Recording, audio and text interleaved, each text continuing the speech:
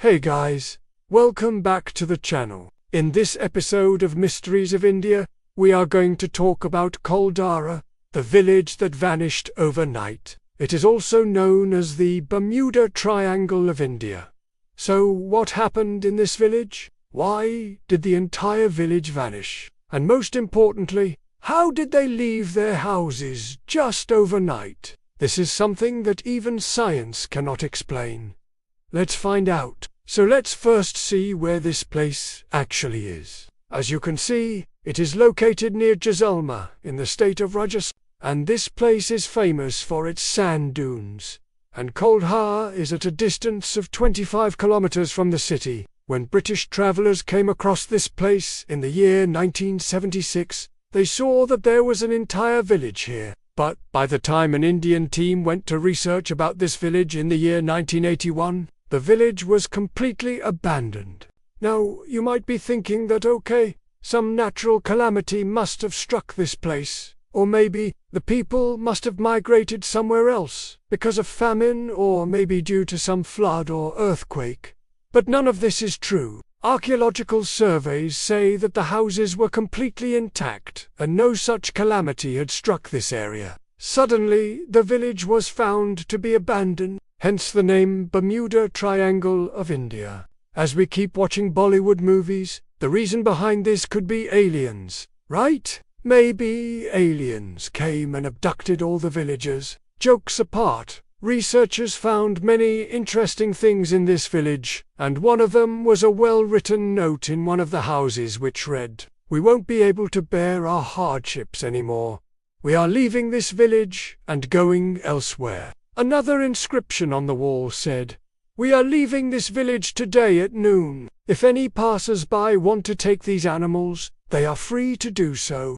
Now, how did people leave their cattle and other stuff in the middle of the day and leave the village? What happened next? To know more about this mysterious village, a few teams have come forward to study about this. One of them was led by archaeologist R.S. Sharma, and another one was led by anthropologist Dr. G.N. Sharma. Both these teams failed to get to a logical conclusion as to what actually happened in this village. Let me now tell you what was special about this village. It used to be a thriving village. It had around 25 houses, and each house had its own courtyard. There were also 2 huge water tanks in this village. These water tanks were constructed in such a manner that if someone stood in the center of each tank, he could hear himself clearly. The tanks were built in such a way that the acoustics were perfect. There were also inscriptions inside these tanks, probably to scare away thieves. But it seems like whatever happened in this village, it must have been so scary that even thieves would not want to come here. Apart from these water tanks, there was also a school and a temple dedicated to goddess Kali. All of this shows that it was a normal village, and everything was available here for the villagers. So why did the villagers leave their homes? The first story that I am going to tell you is based on the research done by Dr. G.N. Sharma.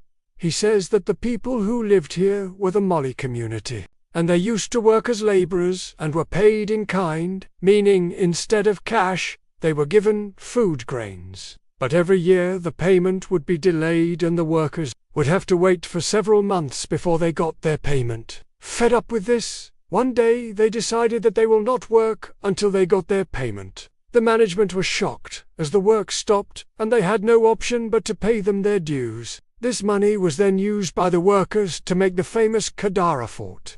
But soon after this, the British started looting all their hard-earned money, and the Mali community had to flee the village. Some say they went to Pokhran, while others say they went to jail. But this story does not make sense, because if they were looted, and if their lives were in danger, why would they leave their valuables in the houses? Also, the fortifications of the Kuldhara fort were made much earlier than the supposed abandonment of the village.